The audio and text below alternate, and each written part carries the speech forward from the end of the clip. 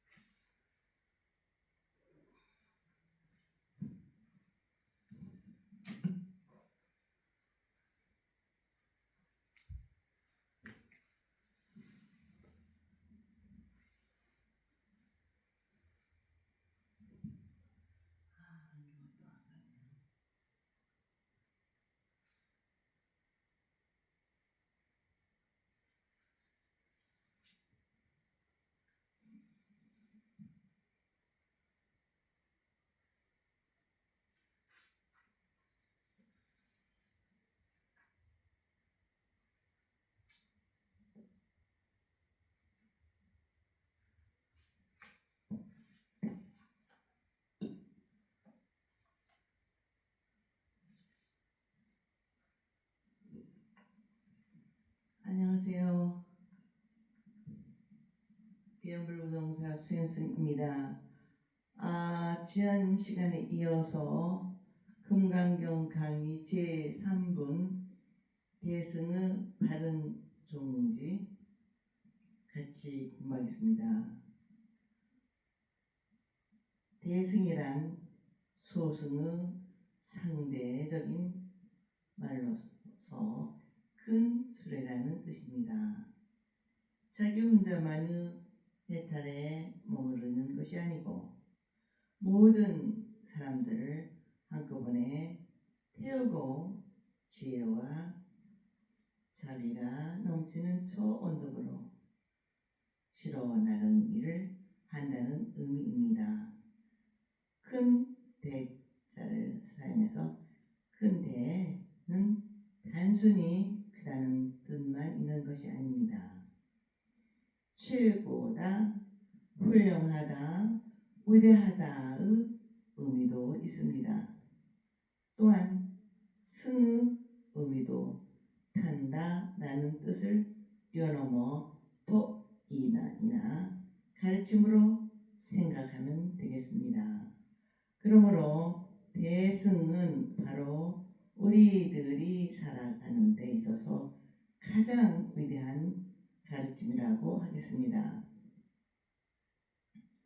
종지란 가장 으뜸이 되는 취지와 원리입니다. 모든 사람들을 지혜와 자비가 넘치는 삶을 살아가게 하는 가장 바르고 으뜸이 되는 위대한 가르침이 바로 이 대승 종종인 것입니다.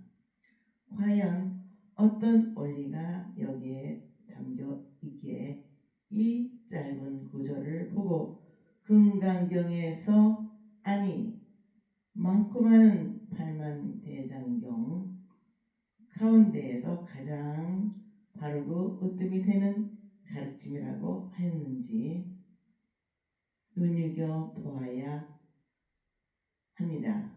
이것은 불교의 모든 것이고 모든 불교의 참 생명인 것입니다.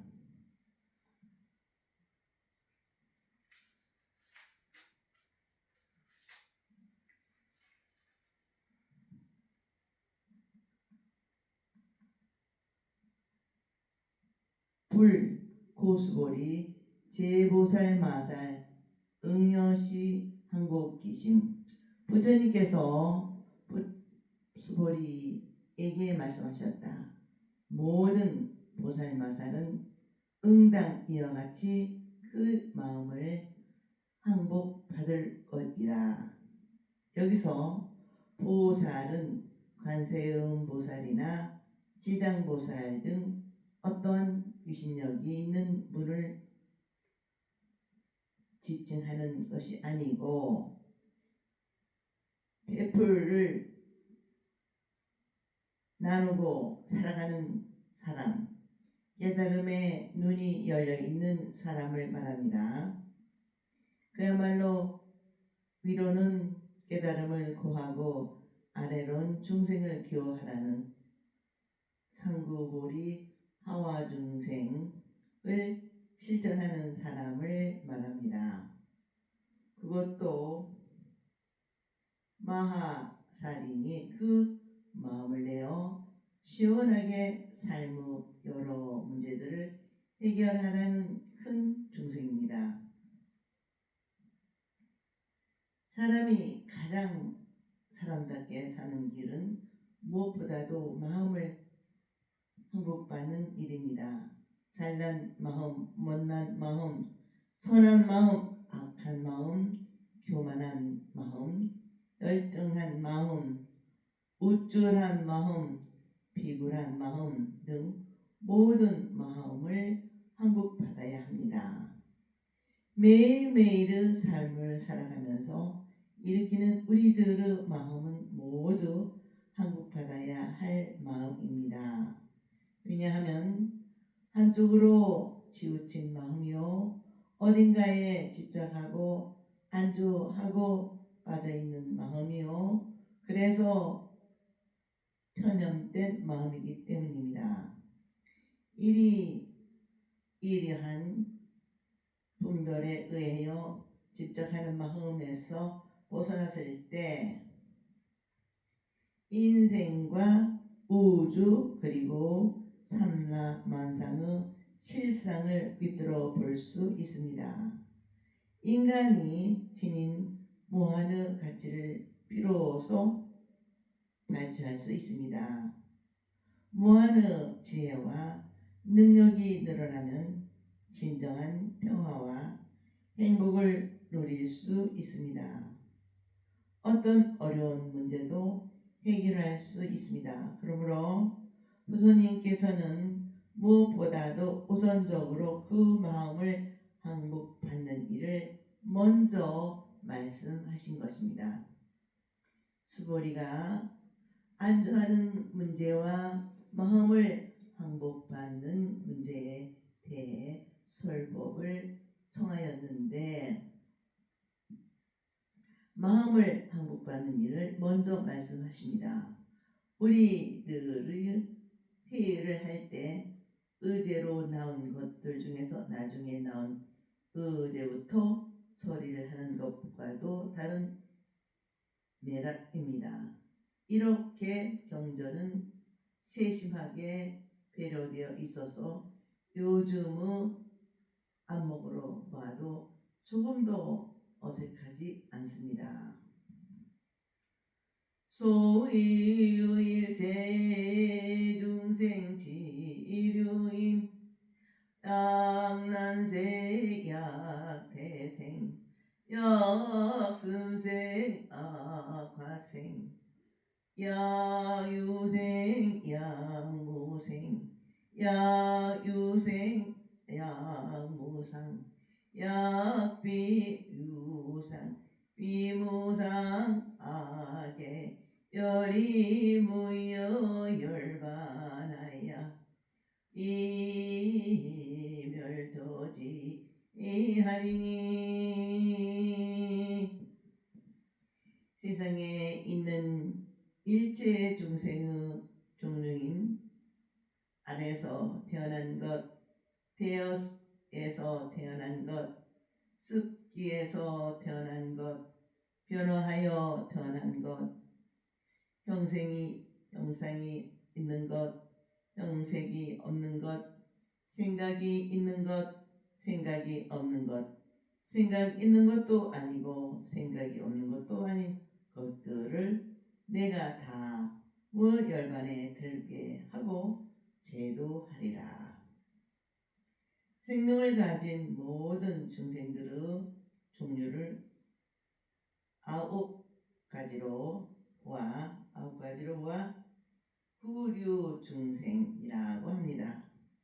안에서 태어난 생명, 태로 태어난 중생, 숲에서 태어난 중생, 변화하여 생긴 중생, 예를 들어 벌레에서 번데기가 되었다가 나비가 되는 그런 중생, 몸뚱이가 있는 중생, 몸뚱이가 없는 중생, 즉 귀신 종류들, 생각이 있는 중생, 생각이 없는 중생, 생각이 있기도 하고 생각이 없기도 하는 중생,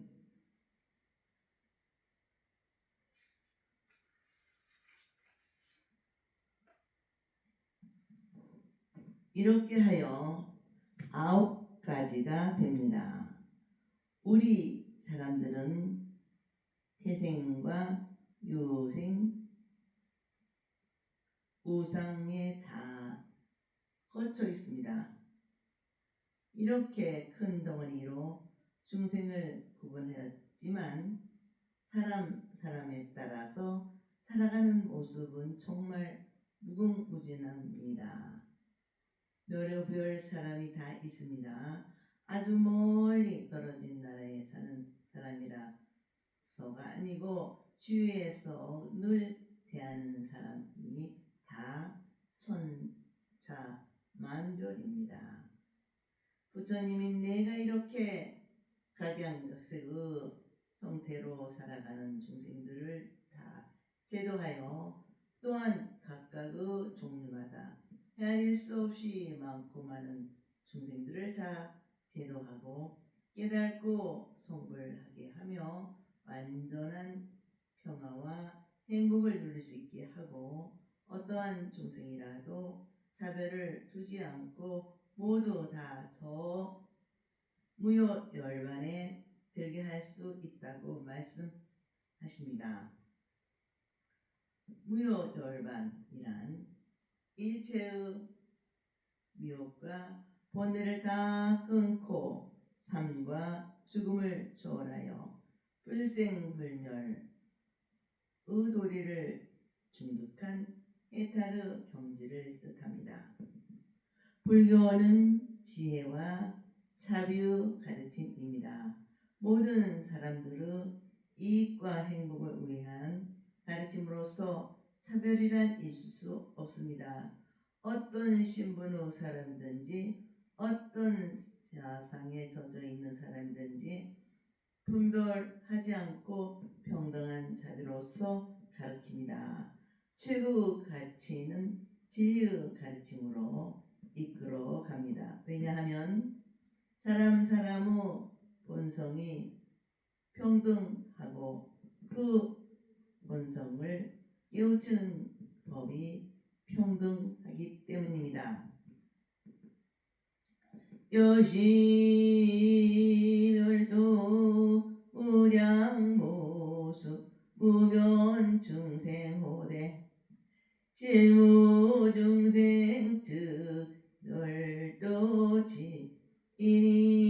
즉열도지이니 이와 같이 한량없고 헤아릴 수 없고 끝이 없는 중생들을 제도하되 실은 제도를 받는 중생은 없느니라. 이 무슨 청청벼락 같은 소리입니까? 불교는 끊임없이 중생 무변 소원도 하며 중생을 다 제도하겠다는 것입니다. 또 실제에 있어서도 부처님께서는 무량무수한 구류 중생들을 다 제도하였습니다. 또 불교 삼천난의 역사가 3000년의 역사가 내려오면서 얼마나 많은 중생들이 부처님의 은덕을 입었으며 지금 우리들도 얼마나 많은 아픔과 고통을 부처님의 덕분에 벗어나고 있지 않습니까? 그러므로 사실에 있어서도 제도를 받는 중생이 하나도 없다는 것이 쉽게 이해되지 않는 말이 아닌 것입니다. 그런데 이 말이 진실입니다. 왜냐하면 제도란 누가 주고 누가 받는 일이 아니기 때문입니다. 줄래야 줄 수도 없고 받을래야 받을 수 없는 일이기 때문입니다. 제도 즉 성불과 깨달음이란 사람들이 본래로 갖추고 있는 것이며 개개인이 완전 무결한 상태입니다. 누구 족식삭이나 감각을 있을 수도 없습니다. 가감을 있을 수도 없습니다. 아무리 뛰어난 사람이라도 털끝만큼도 보태주거나 덜어줄 수 없습니다. 또한 엉뚱한 사람이라고 스스로 여기고 있다 하더라도 남으로부터 조금도 얻을 수 없습니다. 그러나 제도를 받는 사람이 하나도 없는 것입니다. 또한 중생들을 제도한다고 하나 본래 중생이란 없습니다. 오직 우리들 안에는 부처만 있을 뿐입니다. 설사 다른 사람이 도움을 받아 부처가 되었다고 하더라도 자신의 마음을 자신이 제도할 뿐입니다. 다른 사람이 해줄 수 있는 것이 아닙니다. 모든 사람의 본성은 언제나 청정하며 적적한 상태입니다. 그러므로 다시 번뇌 망상을 제거하여 청정하게 할 일이 없으며 풍요하는 것을 부풀어 새로이 적적하게 할 것이 아닙니다.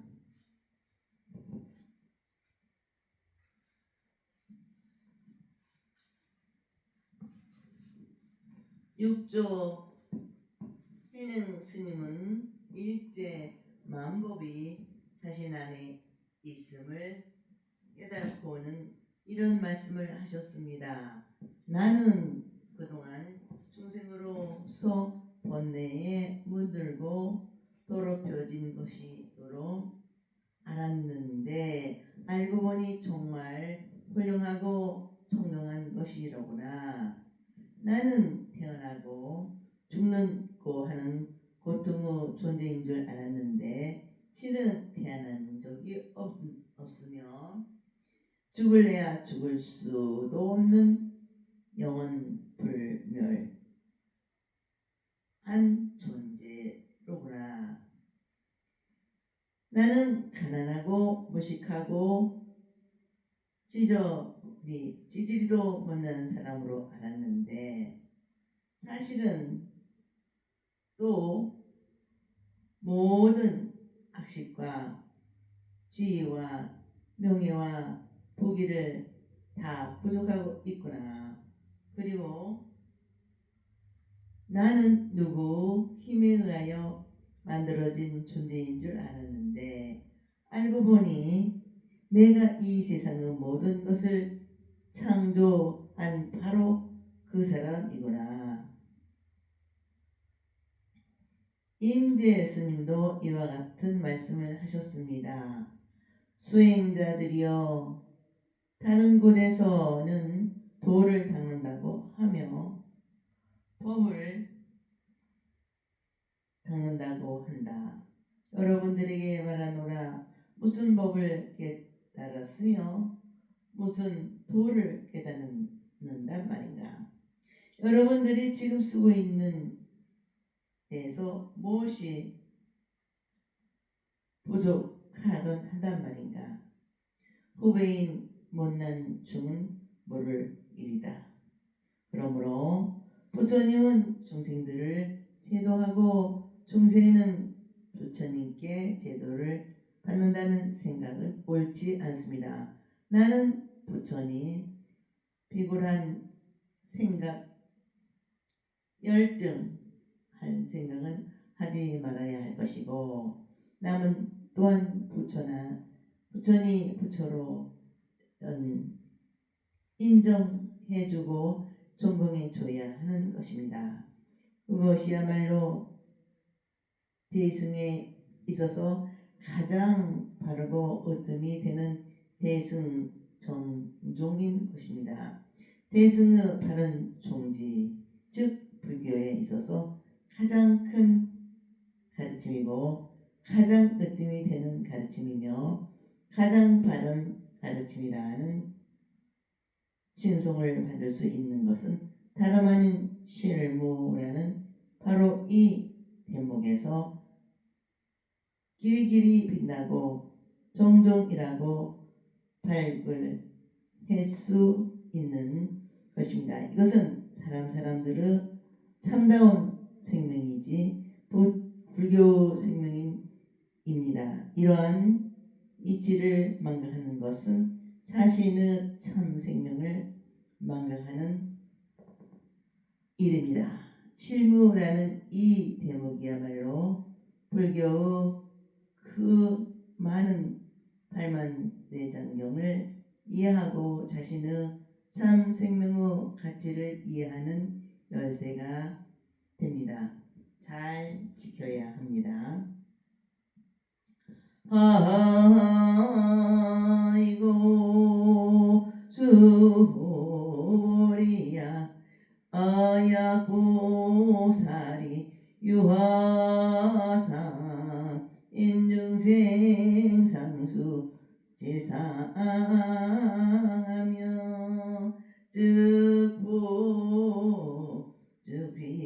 즉비보살이니라. 왜냐하면 수보리야 만약 보살이 아심이나 인상이나 중생상이나 수자상이 있으면 보살이 아니기 때문이다. 상이란 것은 우리들의 소견이나 인식 또는 번뇌가 생각의 상태를 지나 어떠한 고정된 형상처럼 너무나 견고하게 우리 내부에 굳건하게 자리 잡고 있는 것을 말합니다. 반야의 복음으로서 과감히 자리가 보려 할 4가지 전도된 소견입니다. 아상이라고 하는 것은 나라는 하는 것, 또 나라고 하는 집착에서 벗어지는 모든 행위와 사견을 말합니다.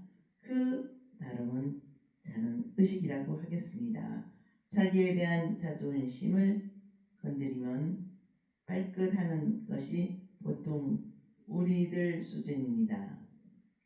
아무리 친한 사이라 하더라도 그것을 참지 못합니다. 그래 자만심입니다.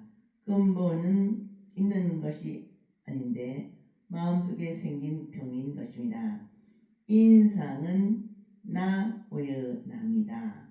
나는 차별에서 생기는 배타의식이니 차별의식을 말합니다. 내 것만 옳고 내 소견만 옳다 하여 나무 의견, 나무 종교 다 물리칩니다. 중생상은 우리는 못난 존재라는 열등의식에 사로잡혀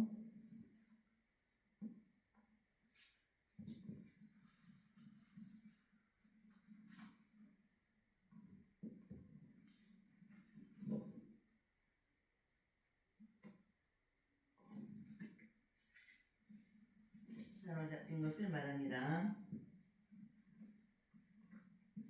이것도 큰 문제입니다. 어디 우리가 중생이기만 합니까? 방금 배운 것처럼 우리는 부처의 바탕을 가진 중생인 것입니다. 겉포장은 중생인지 몰라도 속은 고스란히 부처인 것입니다. 그러니 열등의식을 가질 수도 없고 가져서도 안 됩니다. 부처님의 가르침은 처음부터 끝까지 우리들이 다 부처다. 우리들 내부에 있는 불성을 찾아서 적극적으로 활용하라는 것입니다.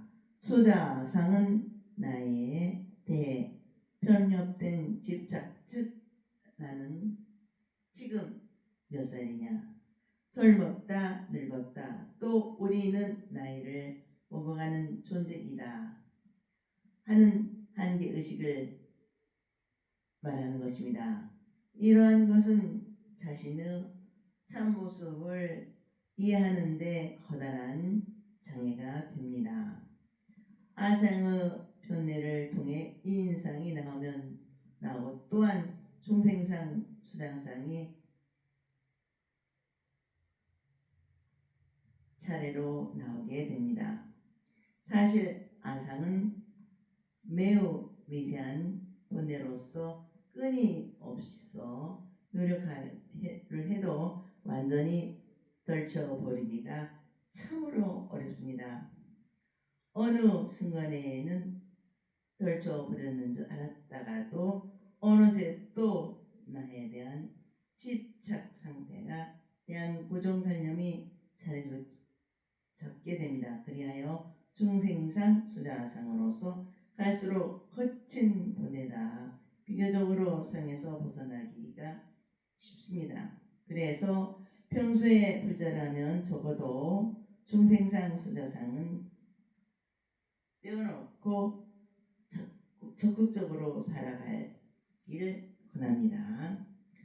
우리들은 참 생명에 대한 신념과 이해가 없기 때문에 스스로를 못난 중생이라고 낮추어 생각합니다.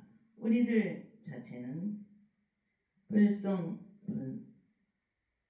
인간 그대로이고 그렇게도 내 생명은 부처님의 무량 공덕 생명 그대로이며 우리들 내부에 온갖 만행만 덕을 다 갖추고 있다 하여도 흔히들 나는 업보가 많고 업장이 두꺼워 무엇이 안 돼 하고 부정적인 생각을 즉 중생상에 빠지기 쉽습니다. 요즘 대기업의 입사시험에서는 지능 지수보다는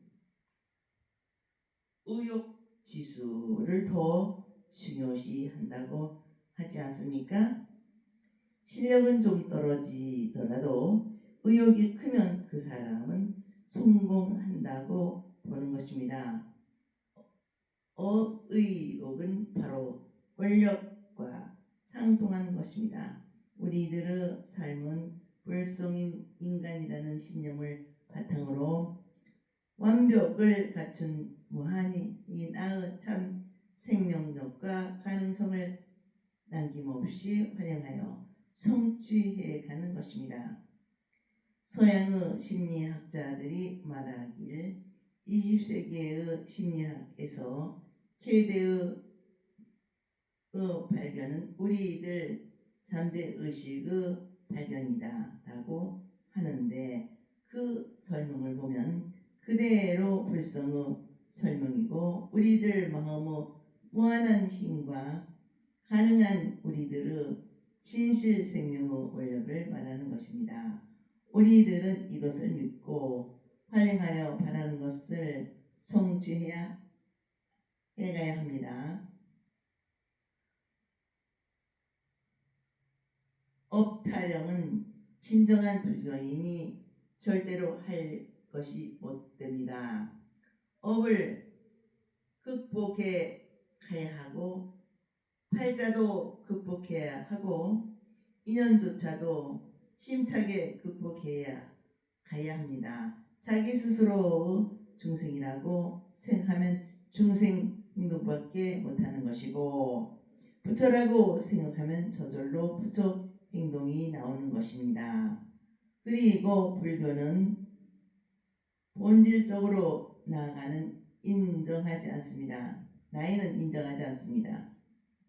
우리들 마음자리가 진실한 사비어라면 마음은 나이를 먹지 않습니다. 왜냐하면 우리들의 마음자리는 천지보다 먼저 되었으며 그 비롯함에 없고 천지보다 뒤에까지 있으되 그 마침이 없다 라고 하였으니 어디를 도망내어 몇 살이다 라고 할 수 없습니다. 뿐만 아니라 한 생만을 기준으로 해서 젊다 늙다 몇 살이다 라고 할 수가 없습니다. 10세의 소년이 전생의 나이까지 합쳐 60세의 노인보다 더 나이가 많을 수도 있습니다. 시작도 없고 끝도 없는 부처님의 무량 공덕 생명에 어디 나이가 있겠습니까? 이게 우리의 참 모습입니다. 옛날 구자 구불성으로 유명한 조주 스님은 120세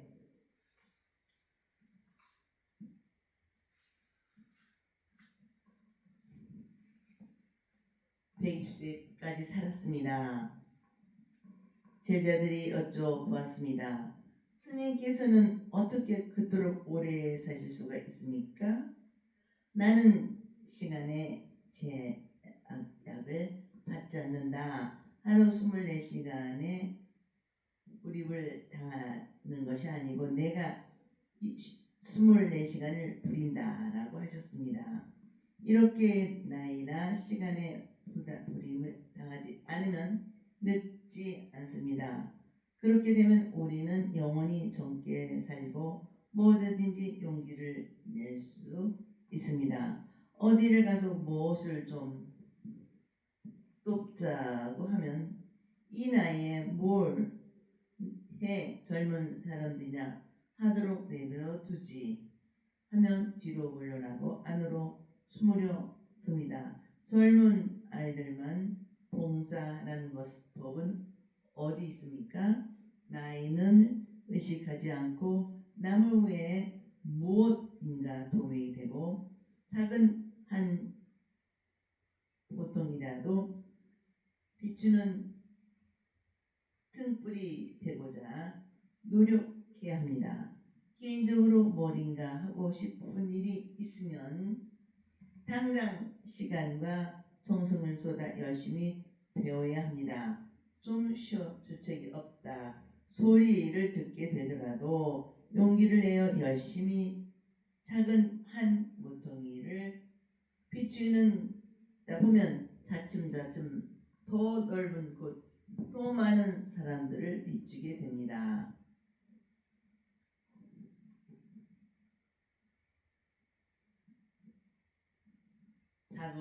적어도 불교인이란 거 보면 보살이라면 최소한 나이에 대한 고정관념을 떨쳐내고 적극적으로 살아야 합니다. 의상대사께서는 법성계에서 파직 망상빌 부득 즉 망상을 쉬지 않으려야 쉬지 않을 수 없다 라고 하였습니다. 그것처럼 불교를 통해서 우리의 참생명을 바르게 이해하면 본래로 없는 아상, 인상, 중생상, 수자상을 내야 낼 수가 없고 번뇌도 저절로 쉬워질 것입니다. 그리하여 원력과 생명력이 넘치는 반야의 삶을 거쳐 보이는 보살의 인생, 부처 인생을 살게 될 것입니다. 오늘은 여기까지 마치겠습니다. 다음 시간에 이어서 제4번 아름다운 행은 안주하지 않는다. 같이 공부하도록 하겠습니다.